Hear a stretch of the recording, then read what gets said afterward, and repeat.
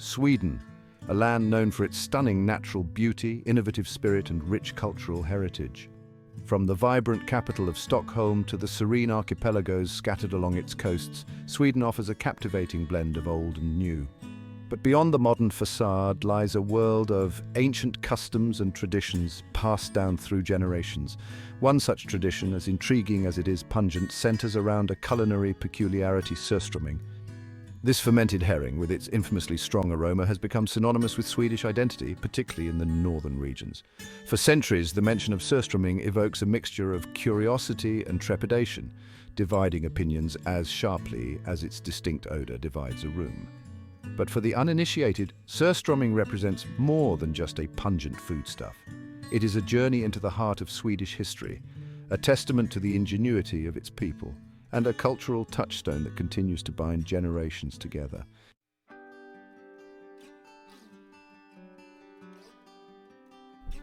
Our exploration begins on the windswept shores of the Baltic Sea, where the story of Surströmming first unfolded. Join us as we delve into the fascinating history of this iconic dish, tracing its origins back to a time when food preservation was as much about survival as it was about taste.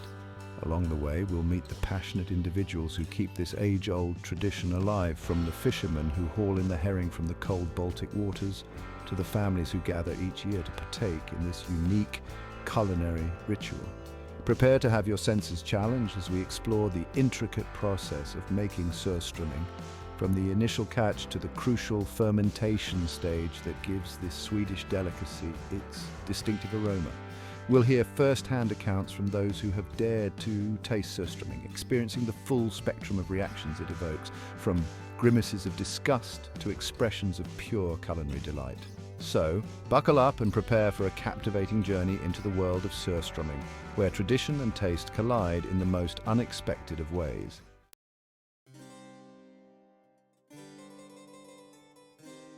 To truly understand the origins of Surströmming, we must journey back to 16th century Sweden. Imagine a time when the country was still finding its footing as a European power, and life, particularly in its remote coastal communities, was a constant struggle against the elements. Winters were long and harsh, and access to fresh food was limited. Preserving the bounty of the short summer and autumn months was essential for survival. Fish, plentiful in the icy waters of the Baltic Sea, became a dietary staple, and ingenious methods of preserving this valuable protein source were developed. Among these methods, fermentation emerged as a practical and effective solution. Fermentation, a natural process that utilizes salt to encourage the growth of beneficial bacteria, could extend the shelf life of food for months, even years. This technique, employed across various cultures for millennia, found a unique expression in the heart of Sweden. The Baltic herring, small and abundant in these northern waters, became the prime candidate for this unique fermentation process.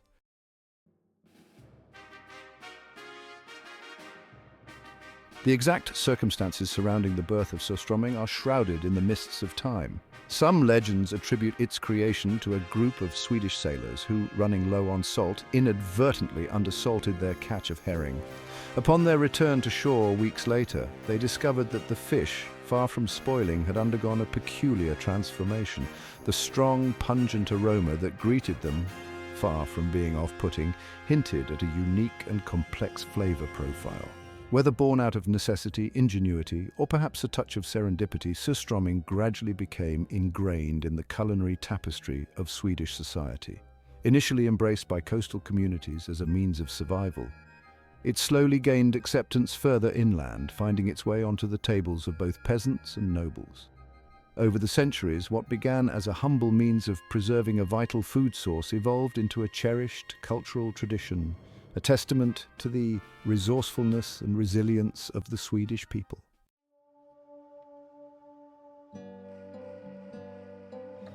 The journey of Surströmming begins in the frigid depths of the Baltic Sea, where schools of small silver-scaled herring teem beneath the surface.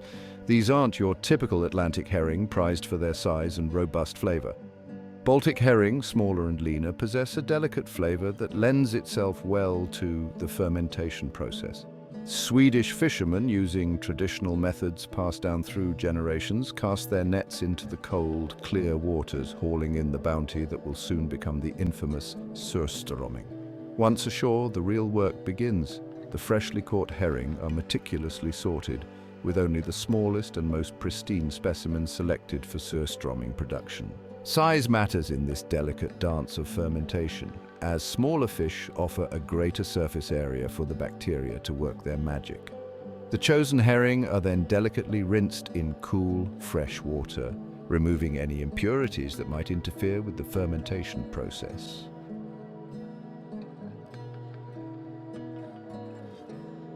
Now comes the crucial stage, the transformation from humble herring to pungent Surströmming. The cleaned fish are lightly salted, a delicate balance that requires years of experience to perfect. Too much salt, and the fermentation process will be stifled, resulting in a bland, unappetizing product. Too little, and the bacteria will run rampant, leading to spoilage and an unpalatable mess. The salted herring are then carefully layered into open barrels, traditionally made of wood, creating an environment where nature's alchemists can work their magic. Over the next several weeks, the magic of fermentation unfolds.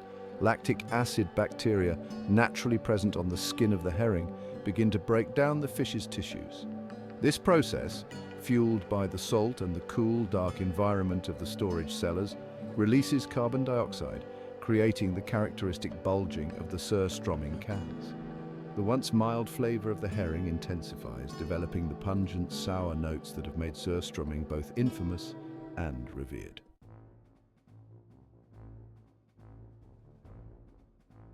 As the fermentation reaches its peak, usually around 2 months after the initial salting, the Surströmming is ready for its final transformation. The pungent, bubbling fish are carefully transferred from the fermentation barrels into cans, often by hand. This is a delicate process, as the pressure built up during fermentation can cause the cans to burst if handled improperly. The cans are then sealed, trapping the unique aroma and flavor of Surströmming inside. The canning of Surströmming is a relatively recent innovation dating back to the early 20th century. Prior to this, the fermented fish was stored and transported in its original fermentation barrels, a precarious and often messy affair. The advent of canning allowed for easier storage, transportation, and ultimately the wider availability of this once localized delicacy. Today, Surströmming cans with their distinctive bulging lids are a common sight in Swedish grocery stores, a testament to the enduring appeal of this pungent culinary tradition.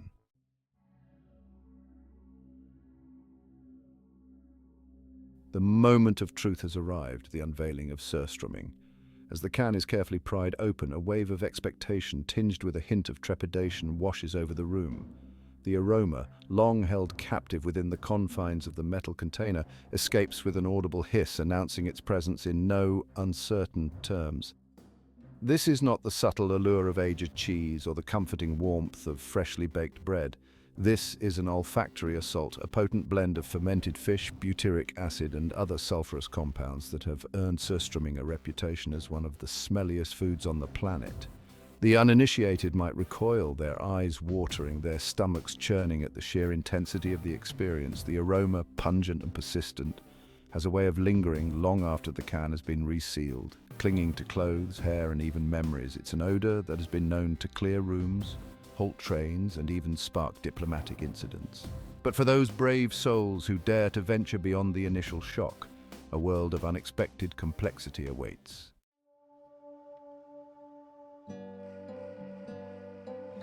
Surströmming, like many acquired tastes, is not meant to be consumed in isolation. Its pungent personality is best tempered by a carefully curated ensemble of traditional Swedish accompaniments. Thin, crisp bread, known as tunnbröd, provides a neutral base, its subtle sweetness counteracting the intense saltiness of the fish. Boiled potatoes, sliced or mashed, offer a comforting, starchy element, while finely chopped red onions provide a welcome bite of sharpness. For the adventurous palate, a dollop of sour cream or a sprinkle of chopped dill can add a touch of creamy richness or herbaceous freshness, further balancing the intense flavors. The key is to create a harmonious blend of textures and tastes, a symphony of sensations where the Surströmming, while undeniably present, does not overpower the other elements. It's a delicate balancing act, a culinary tightrope walk that requires a steady hand and a fearless palate.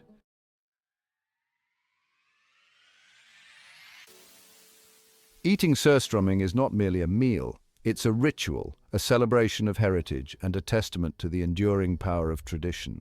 It's an experience best shared with friends and family, preferably outdoors where the pungent aroma can dissipate into the open air.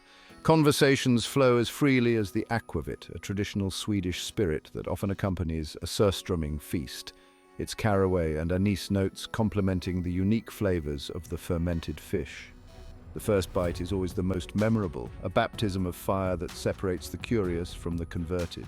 The initial wave of saltiness is quickly followed by a surge of umami, a savory depth that speaks to the long fermentation process. Then comes the sourness, a tangy punch that puckers the cheeks and awakens the taste buds.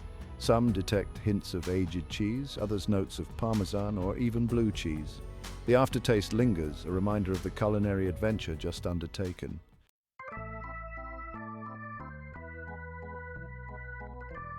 Surströmming is more than just a fermented fish, it's a culinary time capsule, a tangible link to Sweden's rich cultural heritage. For centuries, this pungent delicacy has graced the tables of Swedish families, its distinctive aroma weaving itself into the fabric of everyday life. In the northern regions of Sweden, where the tradition of Surströmming runs deepest, the annual arrival of the new season's catch is met with an almost reverential anticipation. It's a time for communities to come together, to celebrate their shared heritage, and to partake in a culinary ritual that has been passed down through generations. The cultural significance of Surströmming extends far beyond its pungent aroma and unique flavor. It represents a way of life, a connection to the land and sea that has sustained the Swedish people for millennia. In a world increasingly dominated by mass-produced food and globalized tastes, Surströmming stands as a defiant symbol of culinary identity, a testament to the enduring power of tradition in a rapidly changing world. It's a reminder that food is more than just sustenance. It's a powerful expression of culture, history, and identity.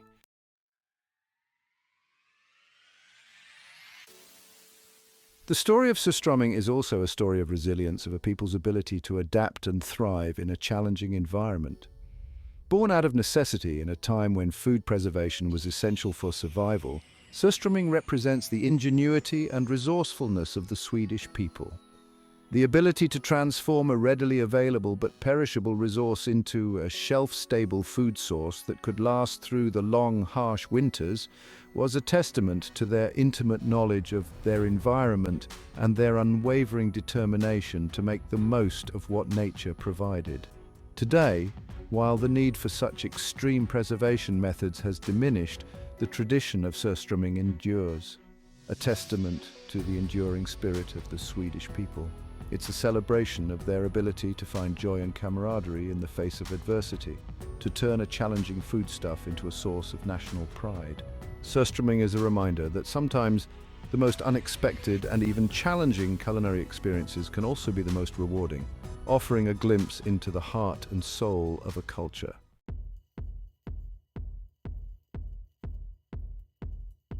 Surströmming's notoriety extends far beyond the borders of Sweden, its reputation often preceding it like a pungent harbinger. The mere mention of its name is enough to elicit a range of reactions, from intrigued curiosity to outright revulsion. Its aroma, often described as a potent blend of rotten eggs, old cheese, and a hint of something akin to a sewer, has earned it a place on numerous world's smelliest foods lists, often topping the charts with its unique brand of olfactory offensiveness. This polarizing aroma is not for the faint of heart. Stories abound of unsuspecting tourists and first-time tasters recoiling in horror, their senses overwhelmed by the sheer intensity of the experience. Some describe it as akin to smelling 1,000 gym socks left to fester in a locked room for a decade, while others liken it to the pungent aroma of a cheese cave gone horribly wrong. It's an odor that has the power to clear a room faster than a fire alarm, a testament to the unique and undeniably potent nature of Surströmming's fermented charm.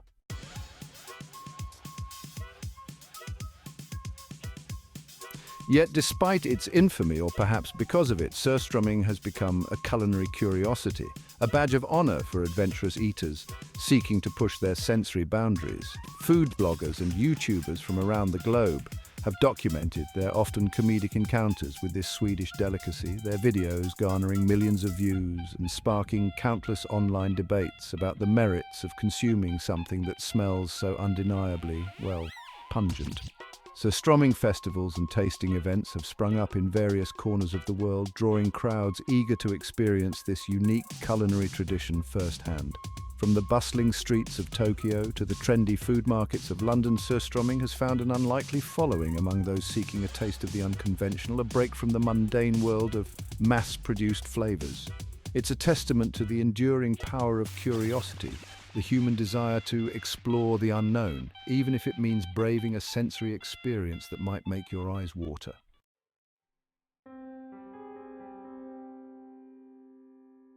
The very process that gives Surströmming its unique character, fermentation, also raises some eyebrows in the health department.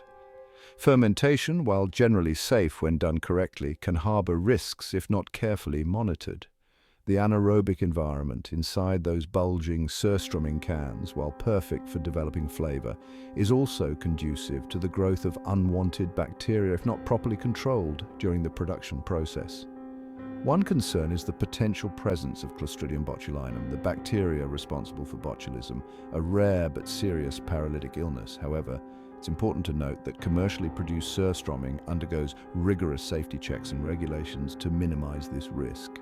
Reputable producers adhere to strict hygiene standards and carefully control the fermentation process to ensure the final product is safe for consumption.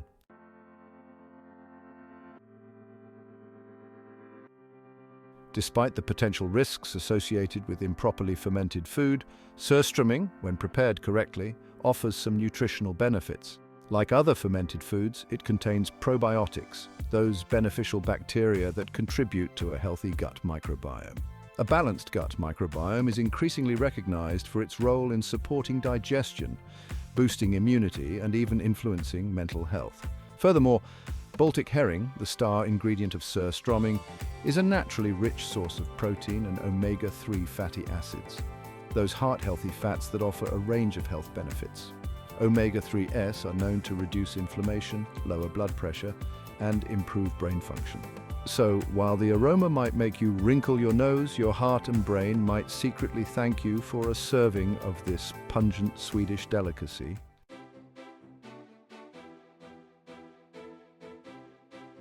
In the heart of Stockholm's trendy Södermalm district, amidst the chic cafes and minimalist art galleries, a culinary revolution is brewing. Young Swedish chefs, armed with Michelin star ambitions and a deep respect for their culinary heritage, are on a mission to reimagine traditional Swedish cuisine for a modern palate. And yes, that includes Surströmming. No longer relegated to the realm of novelty food challenges or late-night dares, Surströmming is shedding its pungent reputation and stepping into the limelight of haute cuisine. Gone are the days of simply slapping a fermented herring on a piece of toast. Today's culinary pioneers are experimenting with new and innovative ways to incorporate Surströmming's unique flavor profile into their creations.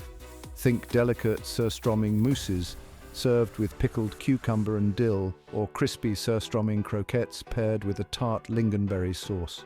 Some chefs are even venturing into the world of molecular gastronomy, transforming Surströmming into foams, gels, and even edible powders, pushing the boundaries of culinary creativity.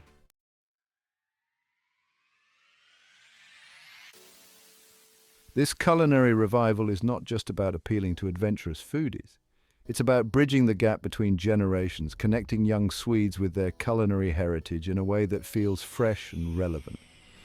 Surströmming, once seen as an old-fashioned tradition, is being embraced by a new generation eager to explore their cultural identity through the lens of modern gastronomy.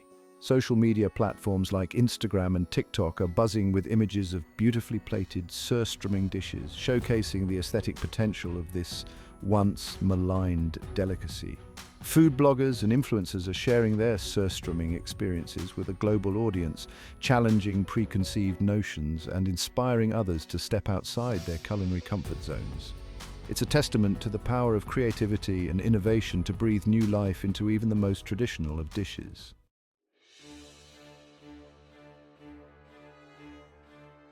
Surströmming's potent aroma, while a source of fascination for some, has also landed it in hot water, so to speak. Its pungent nature, capable of clearing a room in seconds, has led to some rather stringent regulations, particularly when it comes to transportation. Airlines, notoriously strict about what passengers can and cannot bring on board, have largely banned Surströmming from their flights. The fear that a rogue might burst under pressure, unleashing its olfactory wrath upon unsuspecting passengers and crew. This transportation ban, while understandable from a logistical standpoint, has sparked debate about the balance between cultural preservation and modern regulations. Some argue that banning Surströmming from flights is akin to censoring a part of Swedish culture, preventing those living abroad from accessing a taste of home. Others counter that the practical considerations, namely the potential for a malodorous disaster at 30,000 feet, outweigh the cultural arguments.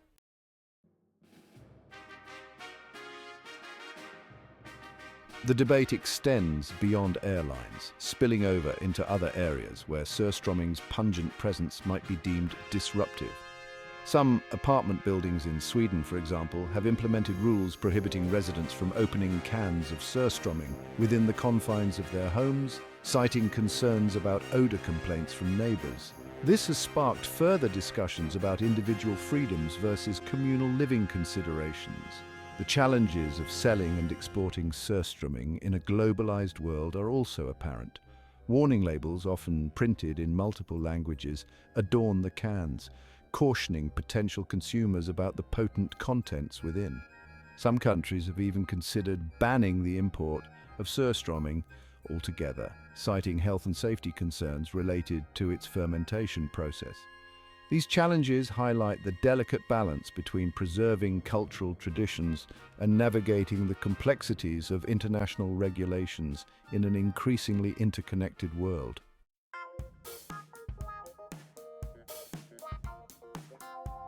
As Sweden strides confidently into the 21st century, a nation increasingly integrated into the global tapestry, the future of its most pungent tradition hangs in the balance. Among the younger generation, raised on a diverse culinary landscape and exposed to a world of flavors through social media and global travel, Surströmming no longer holds the same allure it once did for their parents and grandparents. For many, the pungent herring represents a relic of the past, a quirky tradition better suited for amusing anecdotes than a regular spot on their dinner plates. The rise of vegetarianism and veganism, particularly among younger Swedes, poses a further challenge to Surströmming's future. The traditional dish, inherently reliant on animal protein, clashes with the ethical and environmental concerns of a generation increasingly conscious of their food choices. This shift towards plant-based diets, while reflective of a broader global trend, presents a unique dilemma for a culinary tradition so deeply intertwined with the consumption of a specific and rather pungent animal product.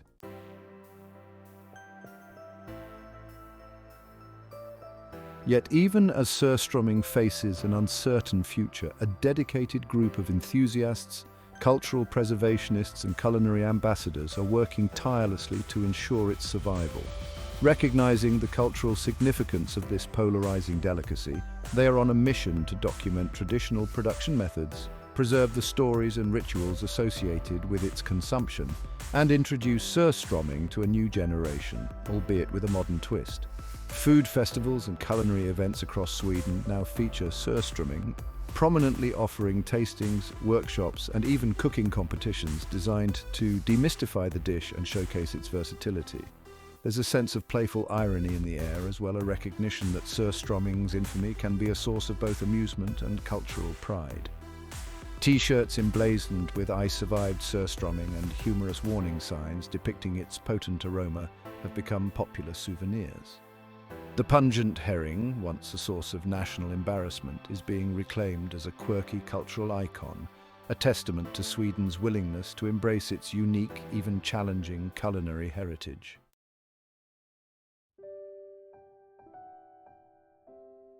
Surströmming, the pungent herring that has captivated and challenged palates for centuries, stands as a testament to the enduring power of tradition. It is a culinary echo of a time when survival depended on ingenuity, when the bounty of the sea sustained communities through long winters. The aroma, once a deterrent, now serves as a sensory beacon, drawing us into a world of cultural complexity, challenging our preconceived notions of what constitutes a delicacy. More than just a fermented fish, Surströmming embodies the spirit of the Swedish people, their resilience, their humor, and their unwavering commitment to their heritage. It is a dish that sparks conversations, ignites passions, and reminds us that food, at its core, is about connection, about sharing experiences, and about celebrating the unique tapestry of flavors that make up our world.